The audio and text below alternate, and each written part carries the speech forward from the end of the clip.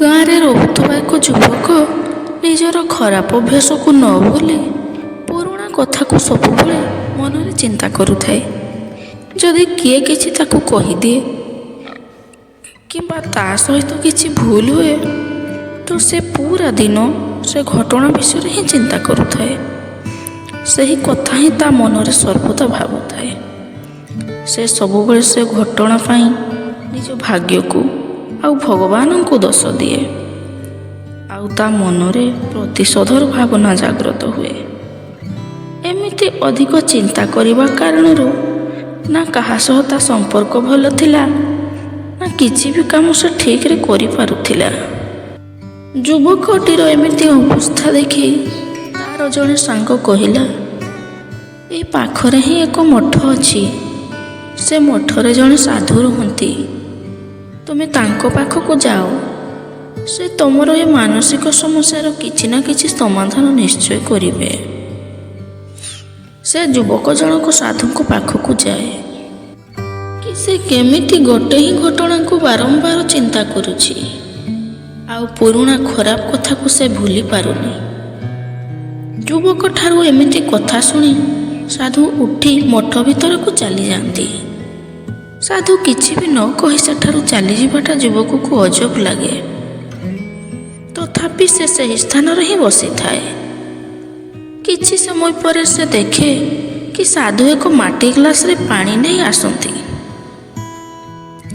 ସାଧୁ ଯୁବକ ପାଖରେ ଆସି ଛିଡ଼ା ହୁଅନ୍ତି ତ ଯୁବକ ବି ସାଧୁଙ୍କ ସାମ୍ନାରେ ଛିଡ଼ା ହୋଇଯାଏ।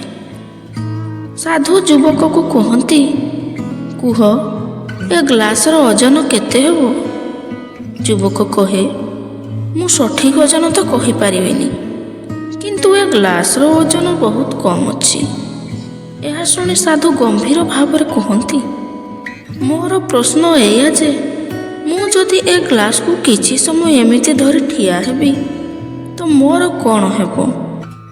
ଯୁବକ କହିଲା, ଆପଣଙ୍କ ହାତରେ ଭୟଙ୍କର ପୀଡ଼ା ହେବ। ଆପଣଙ୍କ ମାଂସପେଶୀରେ ପ୍ରେସର ବଢ଼ିବ। ଆପଣଙ୍କ ହାତ ଅଚଳ ବି ହୋଇପାରେ। ସାଧୁ କହିଲେ, ବହୁତ ବଢ଼ିଆ, କିନ୍ତୁ ଏହା ଭିତରେ ଗ୍ଲାସର ଓଜନ ବଢ଼ିଲା କି? ଯୁବକ କହିଲା, ନାହିଁ। ସାଧୁ କହିଲେ, ଓଜନ ତ ବଢ଼ିନି, ହେଲେ ହାତ କାହିଁକି ବିନ୍ଧିବ? ମାଂସପେଶୀରେ ପ୍ରେସର କାହିଁକି ପଡ଼ିବ? ଯୁବକ କହିଲା, ବହୁତ ସମୟ ପର୍ଯ୍ୟନ୍ତ ଗ୍ଲାସକୁ ଧରି ରହିବା କାରଣରୁ ଏମିତି ହେବ।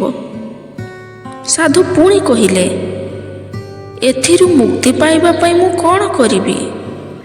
ଯୁବକ କହିଲା, ଗ୍ଲାସକୁ ତଳେ ରଖିଦିଅନ୍ତୁ। ସାଧୁ କହିଲେ, ଠିକ୍ କହିଛ, ଆଉ ଜୀବନର ସମସ୍ୟା ବି ଠିକ୍ ଏହିପରି ହୋଇଥାଏ।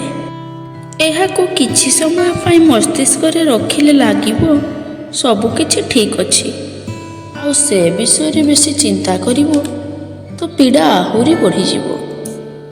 ଆଉ ଯଦି ଆହୁରି ଡେରି ପର୍ଯ୍ୟନ୍ତ ନିଜ ମସ୍ତିଷ୍କରେ ରଖିବ ତ ଏହା ତୁମକୁ ଆହୁରି ଅଶାନ୍ତ ଆଉ ପାଗଳ କରିବାକୁ ଲାଗିବ, ଆଉ ତୁମେ କିଛି ବି କରିପାରିବନି।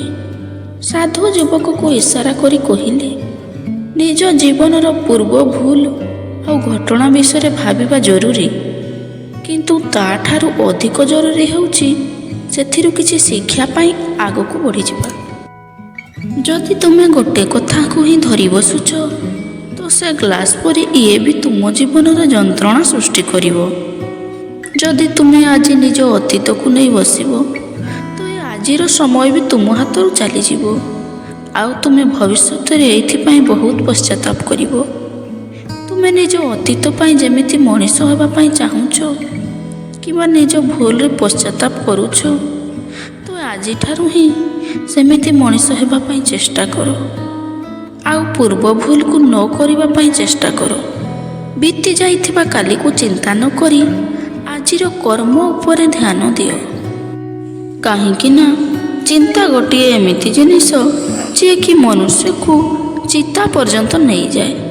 ଦର୍ଶକ ବନ୍ଧୁ, ଚିନ୍ତା କରିବାର ଅଭ୍ୟାସକୁ ଛାଡ଼ି ଏକ ହସ ଖୁସିର ଜୀବନ ବିତାନ୍ତୁ। ଆଶା କରୁଛି ଭିଡ଼ିଓଟି ଆପଣମାନଙ୍କୁ ନିଶ୍ଚିତ ଭାବରେ ଭଲ ଲାଗିଥିବ।